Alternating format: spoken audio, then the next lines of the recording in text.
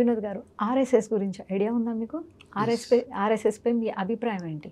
హిందుత్వకి icon. హిందుత్వ గురించి మీరు నేర్చుకోవాలంటే ఆర్ఎస్ఎస్ అనేది క్లారిటీ.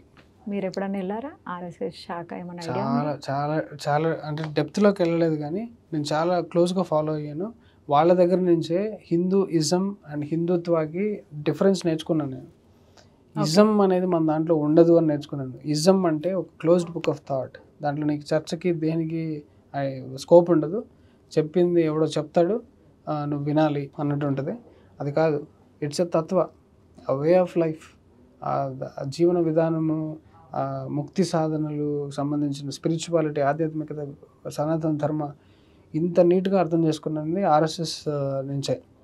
హిందుత్వానికి చాలామంది రకరకాలుగా వాడేస్తూ ఉంటారు కదా, ఆ లూజ్ టాక్ అండ్ లూజ్ పదాల వల్లే ఆ సెక్యులరిజం అనేది ఆడైతుంది మధ్యలో.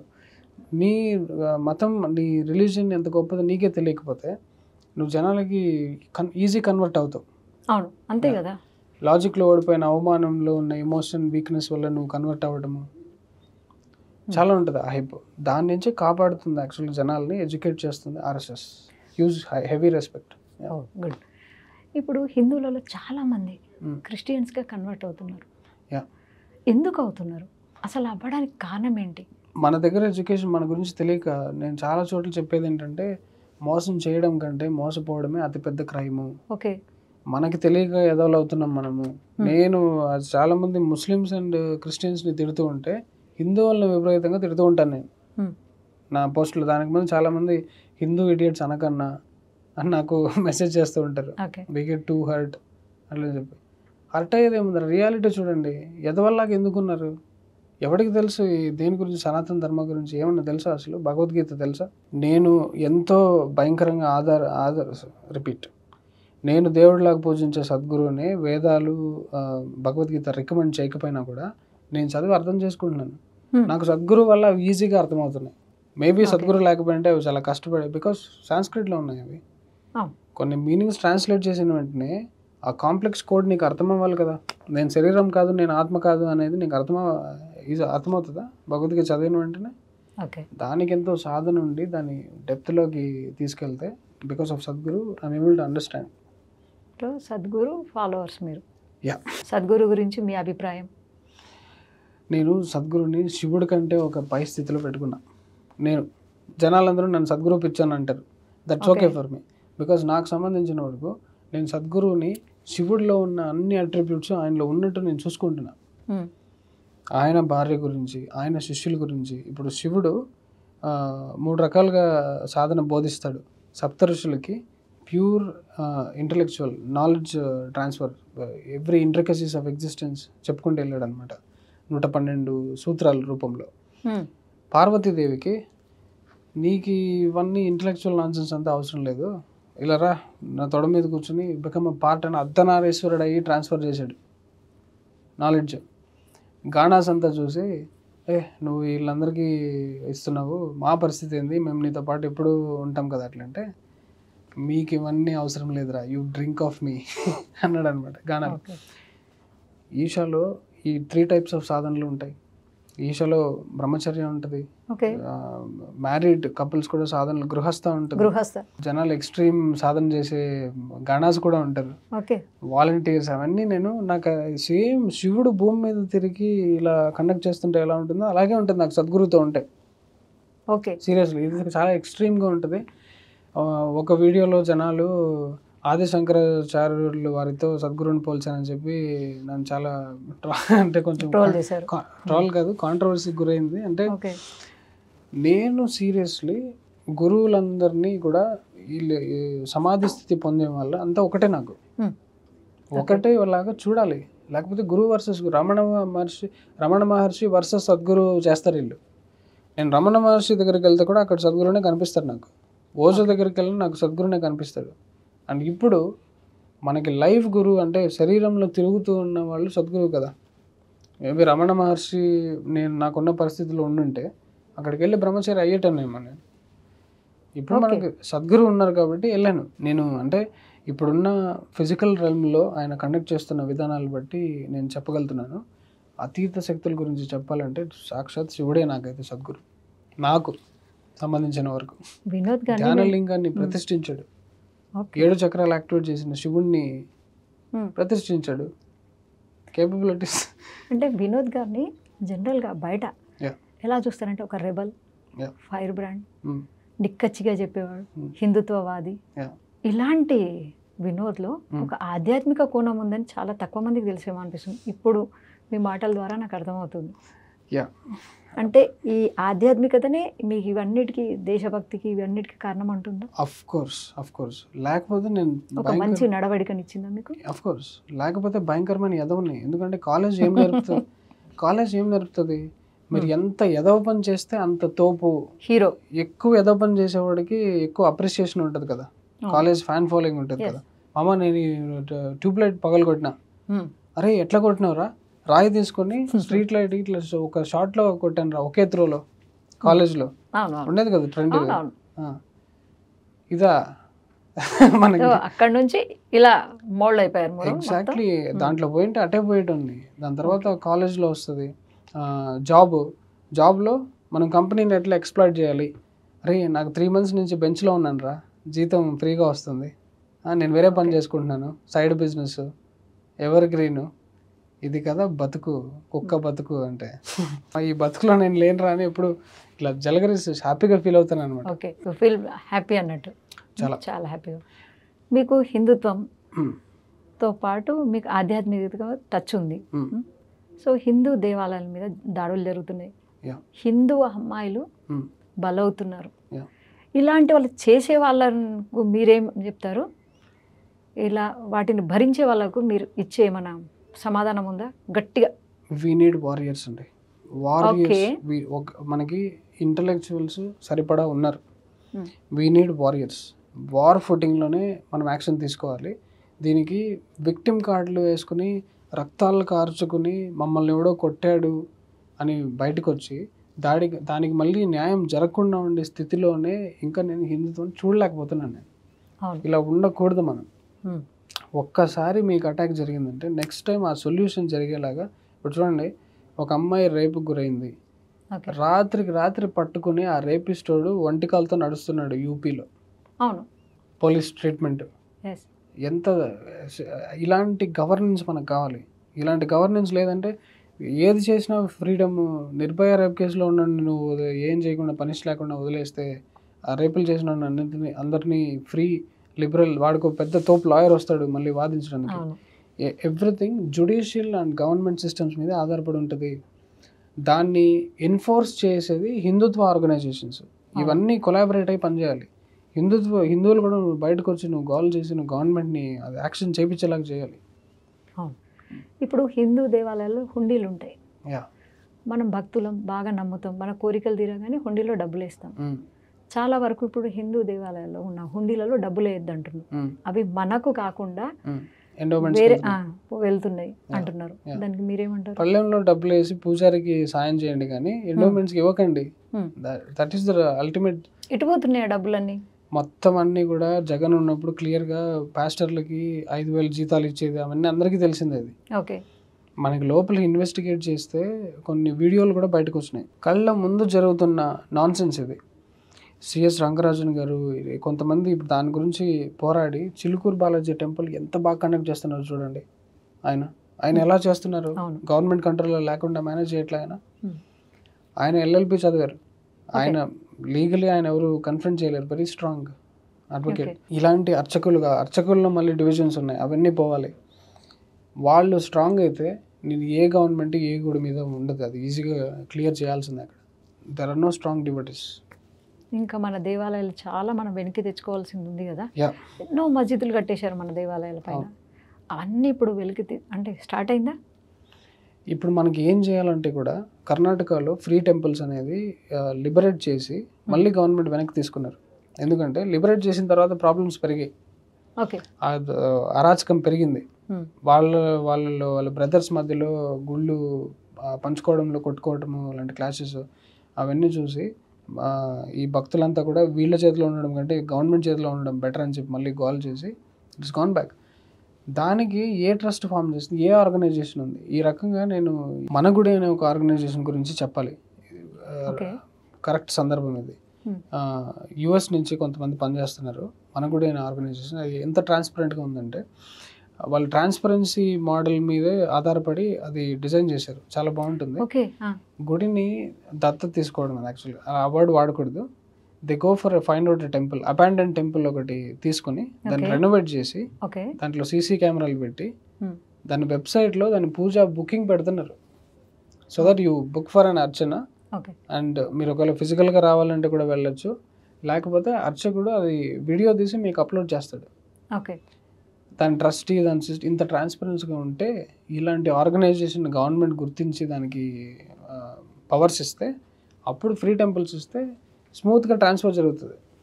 మళ్ళీ లేకపోతే ఇక్కడ అరాచకాలు జరగకుండా ఉంటాయి. ఓకే వినోద్ గారు, కొన్ని ర్యాపిడ్ క్వశ్చన్స్ లాగా, మీకు టైం లేదు, కొన్ని అడుగుతాను. మదర్ తెరీసా మీ అభిప్రాయం? అయ్యో అదేంటి, నా క్వశ్చన్ కాకముందు దొంగ అనేసారు. అసలు సేవ చేయడానికి అనర్హురాలు, ఎందుకంటే తీసుకొచ్చి ప్లాన్ చేశారు. ఎంతో మందిని ఉద్ధరించిందంటారు, ఎంతో మందికి నీడీ పీపుల్ కు సేవ చేసిందంటారు. మీరు ఒకటే మాటలో దొంగ అనేసారు. సేవ ఏం చేసింది? మొత్తం అందరికి స్వర్గానికి టికెట్ ఇచ్చింది. వాళ్ళ స్వర్గం మనకు నరకం కదా. భూలోక నరకము వాళ్ళకి స్వర్గం. అంటే జనాలు సఫరింగ్ చేస్తూ ఉన్న దాంట్లో నవ్వే దాన్ని ఏమంటారు? మాన్స్టర్. Monster Teresa. జనాలు జ్వరాలతో బాధపడుతూ ఉంటే మందులు ఇవ్వకుండా వాళ్ళు జీసస్ పనిష్మెంట్లో ఉన్నారని సుఖంగా ఒక చిన్న ట్యాబ్లెట్ ఇస్తే పోయే రోగాన్ని ఇక్కడికి తీసుకొచ్చి కలరా అండ్ టీబీ దాకా తీసుకెళ్ళి చంపేసింది మదర్ తెరీసా. పుస్తకాలలో చరిత్రలో మదర్ తెరీసాను ఎలా చూపించారు? మొత్తం తప్పు రాశారు. ఇప్పుడున్న మనకున్న ఇన్ఫ్లుయెన్సెస్ వల్ల నిజాలు బయటకు వస్తున్నాయి. చాలా వరకు గాంధీ గురించి తెరీసా గురించి నిజాలు దాచిపెట్టారు. వాళ్ళ బిజినెస్ వాళ్ళకి జరగాలని. ఇప్పుడు వాళ్ళ ప్రొజెక్షన్ ఏంటంటే ఆ న్యూటన్, ఆ గెలీలియో వీళ్ళే సైంటిస్టులు. మన దగ్గర ఉన్న వరాహ మిహిర, బ్రహ్మగుప్త, ఆర్యభట్ట, ఈ స్వామి కనాడా వీళ్ళందరూ సైంటిస్టులు కాదు. సాఫ్రాన్ డ్రెస్ వేసుకుని సెయింట్ పిక్చర్ ఉంటే ఎందుకు పనికిరానోడు అనే కల్చర్ని మనం పెట్టుకున్నాం కదా. ఇప్పుడు కూడా అదే ఫ్యాషన్లో జరుగుతుంది. తమిళనాడు ద్రవిడియన్లు ఏ సైంటిస్ట్ అని మన సైంటిస్టులు ఏమన్నా రెస్పెక్ట్ చేయరు. ఇప్పుడు మన వాళ్ళు చరిత్ర మారుస్తున్నాం, కాషాయీకరణ చేస్తున్నాం అంటున్నారు. దానిపై మీ అభిప్రాయం?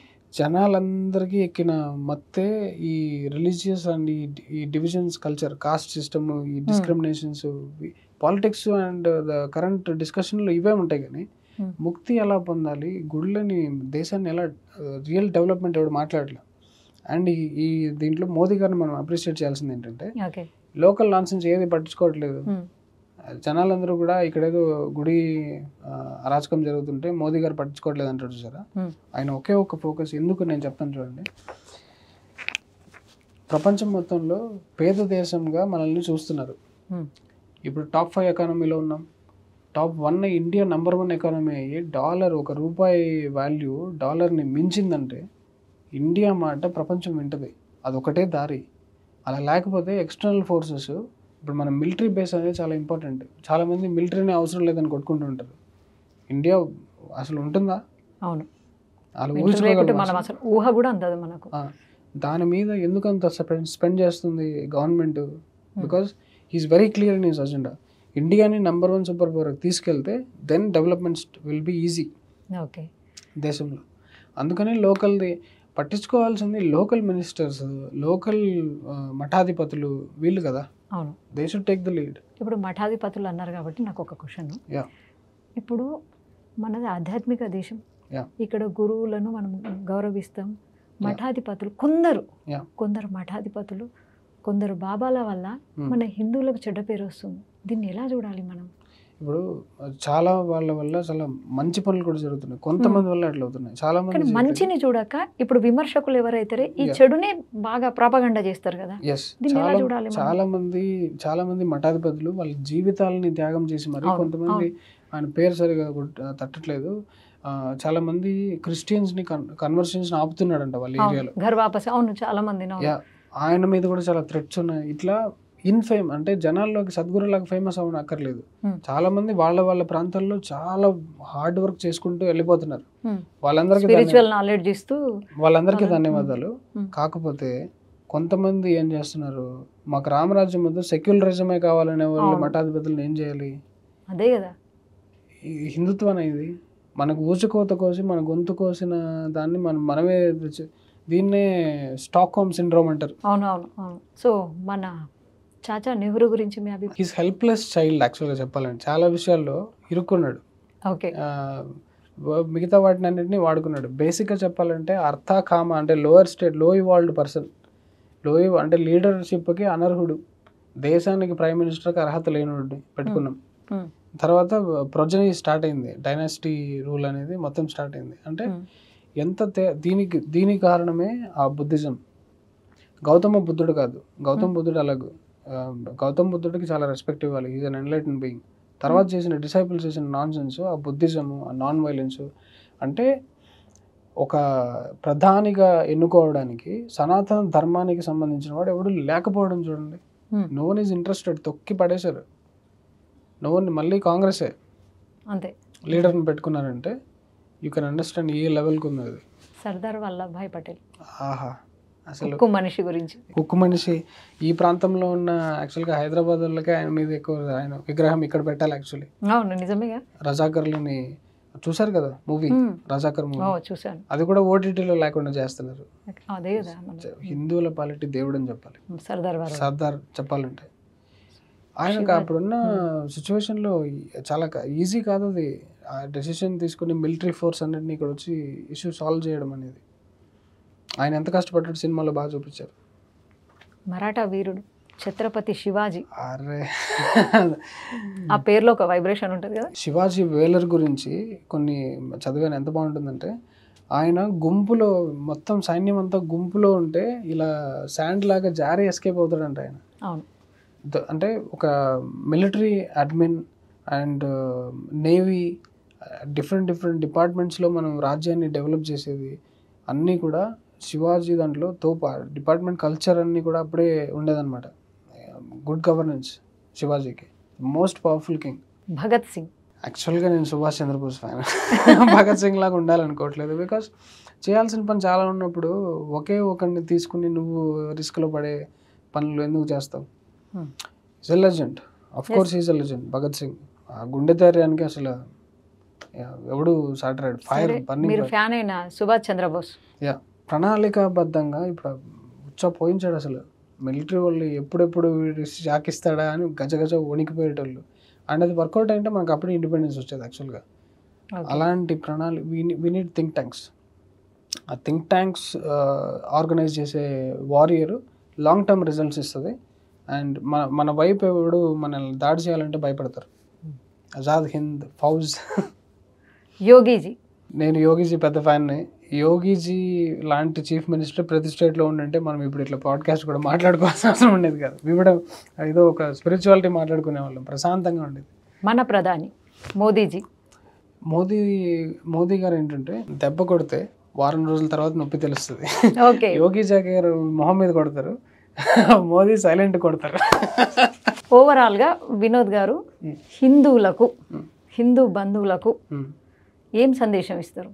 అంటే వాళ్ళలో మార్పు ఏం కోరుకుంటున్నారు మీరు? యాక్చువల్గా మీరు ఎన్ని చేస్తున్నారు కదా, మీ ఛానల్ బ్యాన్ అయిపోయింది, మీకు తిట్లు వస్తున్నాయి, మీరు మన హిందువులలో కోరుకునే మార్పు ఏంటి?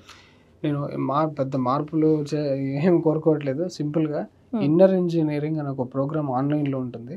ఓకే, చాలామంది అడ్వర్టైజ్మెంట్ చేస్తున్నారంటారు. అస్సలు మనకంత అవసరము లేదు. ఆ ప్రోగ్రామ్ ఆల్రెడీ చాలా ఫేమస్, చాలా సెలబ్రిటీలే దాన్ని ట్రై చేస్తున్నారు. అది ఓన్లీ 7-day ప్రోగ్రాము, రోజుకు 3 గంటలే ఉంటుంది. దాన్ని ఒకసారి ట్రై చేయండి, మీకు అర్థమవుతుంది ఏంటో. అదర్వైజ్ అడ్వర్టైజ్మెంట్ అనేవి నిందేస్తున్నారు కాబట్టి హిందూ జనజాగృతి సమితి ఒక 7-day వర్క్షాప్ కండక్ట్ చేస్తుంది. RSS వాళ్ళు వర్క్షాప్ కండక్ట్ అటెండ్ అవ్వండి. ఏం చేస్తున్నారు మీరు? సర్టిఫికేట్లో మాత్రమేనా, లేకపోతే ఆన్లైన్లో వీడియోలు చూసి సగమా? ఒక ప్రోగ్రామ్ అటెండ్ అవ్వండి, టేక్ దట్ కోర్స్. అదేంటో కంప్లీట్గా మీరు జీర్ణించుకుని మీరు అర్థం చేసుకుంటే ఒక పాత్రలో సెట్ చేస్తారు వాళ్ళు మీరు ఏం చేయాలనేది. Either it is RSS or HJS Janajagruti Samiti, లేకపోతే ఈషా ఫౌండేషన్. నన్ను ఈషా చైతన్యవంతం చేసింది కాబట్టి ఇన్నర్ ఇంజనీరింగ్ రికమెండ్ చేస్తున్నాను. But there are so many programmes. So ఇది తీసుకుని అర్థం చేసుకుని లెర్న్ ఇట్. స్కూల్స్ నేర్పవు. స్కూల్స్ మీకు యాంటీ హిందుత్వం నేర్పుతాయి.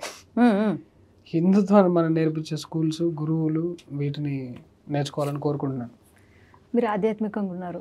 గోహత్య దీనిపైన గోహత్య నిషేధం రావాలా మనకు? 100% రావాలి. గో మాత తల్లిని చంపడినట్లే ఇంకా అది కంపల్సరీ. దీని మీద గవర్నమెంట్ ఇంకా ఇప్పటికే వచ్చిండాలి. వక్ఫ్ బోర్డు ఈ దాని ఏమంటారు స్లో అండ్ లేట్ ప్రాసెస్ మీద కొంచెం ఫ్రస్ట్రేషన్ ఉంటుంది. Because that is where you lose voters. ఓటర్స్లో నీకున్న నమ్మకాన్ని పోగొట్టుకోవాలంటే స్లోగా చేయాలి. కర్ణాటకలో అదే జరిగింది. బొమ్మయ్య పార్టీ సొంత ఎవరు అంటే హిందువులే ఓటేలా. సెంటర్లో కూడా ఇప్పుడు చూడండి మీరు, thank God we made it అనేలాగా వచ్చింది. అది అమ్మో గెలిచేసాంరా అన్నట్లు వచ్చింది. 400 పారేం రాలేదు. సో బట్ స్టిల్ రామ మందిరం ఇట్లాంటివన్నిటిని బీజేపీ ఏదైతే వాడుకుంటుంది అని అనుకుంటున్నారో, it is a part of history. దాన్ని మళ్ళీ దీన్ని వాడుకుని వాళ్ళు గెలిచారు. రాహుల్ గాంధీకి లేదా ఛాన్స్ అది వాడుకోవడం? అది వాడుకుని గెలిచిండొచ్చు కదా. That's not part of it. హిందువుల్లో చైతన్యం, రియలైజేషన్ అండ్ మంచి రోజులు, మేలుకొల్పు ఇవన్నీ స్టార్ట్ అయినాయి. సో మీలో వచ్చిన మేలుకొల్పే యావత్ హిందూ యువకులలో రావాలని కోరుకుంటున్నాను. జై శ్రీరామ్. జై శ్రీరామ్.